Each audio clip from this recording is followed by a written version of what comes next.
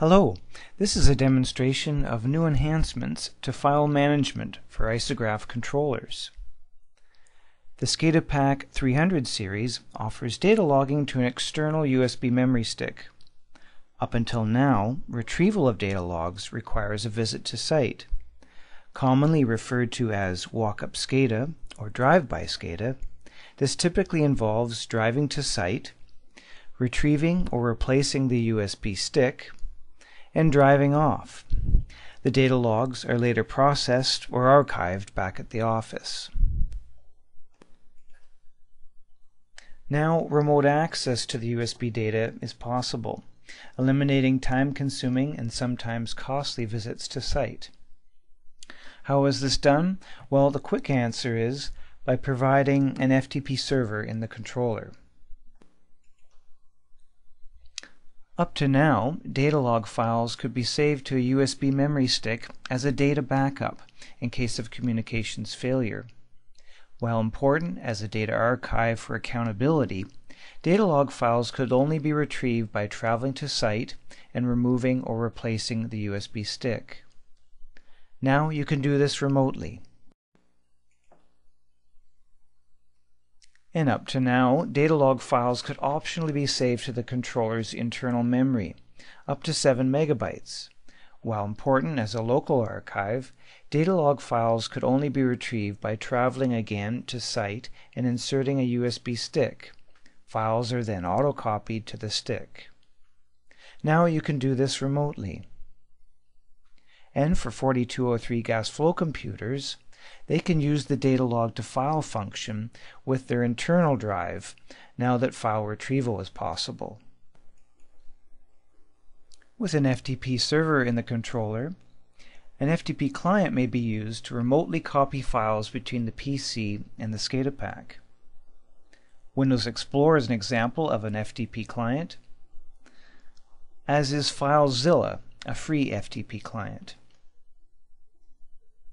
Let's look at an example more closely.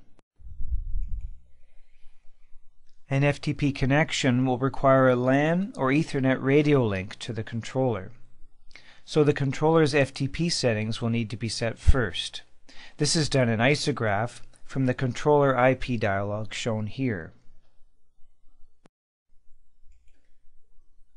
Then open the FTP client, such as Windows Explorer, and in the address bar, enter FTP plus the IP address of the controller to access the internal drive. To access the external USB memory stick, enter FTP plus the IP address plus ..bd0.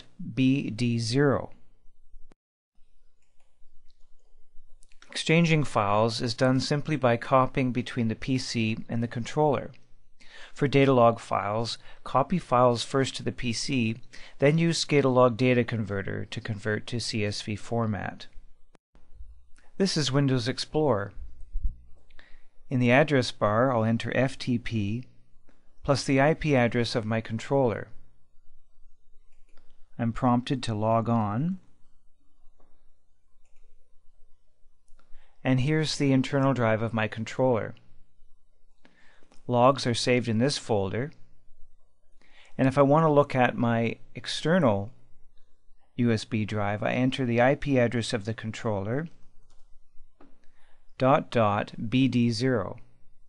Again, I'll be asked to log in, and here is the folder on my USB memory stick.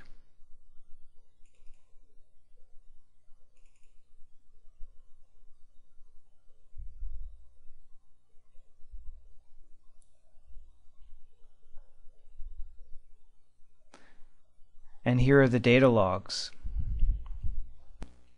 I simply select a number of files, copy, open my local drive to a location, and paste. Depending on the number of log files, this could take some time. Once they're received, they still will need to be converted to CSV format using ScadaLog Data Converter. Now with an FTP client, I can also copy data from my PC to the controller, such as site-specific data, like drawings, or the IsaGraf project saved as an archive file. Simply select the folder from my local drive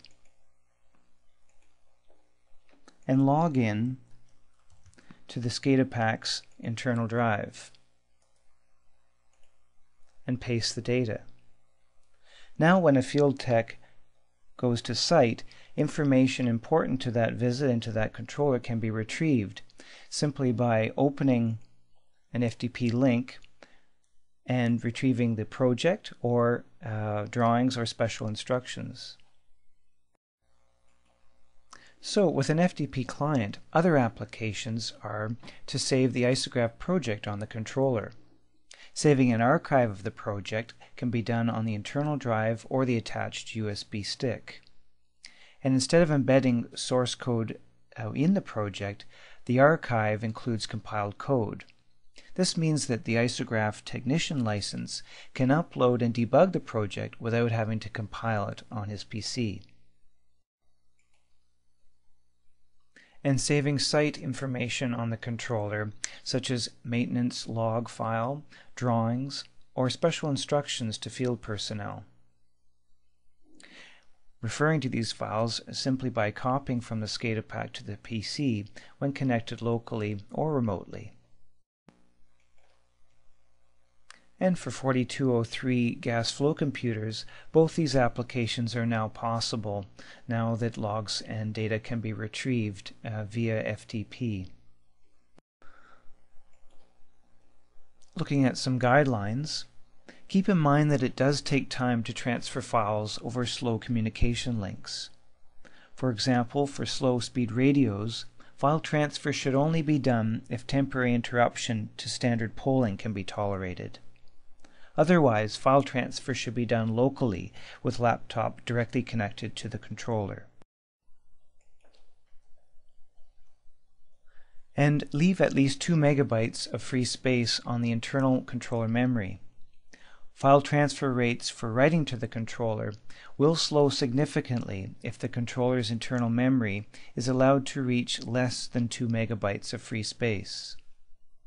FTP allows access to system files, so do not modify anything in the system folder. Note that the controller FTP server runs at a higher priority than other protocols like Modbus. As a result, application logic may slow down during FTP activity. So it's recommended that retrieving data logs only be done when the application is in a non-critical mode, when slower scan rate can be tolerated. And for flow computers, do expect delays in flow calculations during FTP activity. So how to get started? Well, you'll need to upgrade your firmware to version 1.51. But note also that existing log files can still be retrieved after the firmware is upgraded.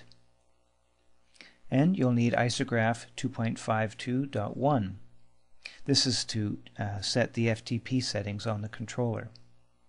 And for C++ applications, obtain C++ Tools version 1.51. Thank you.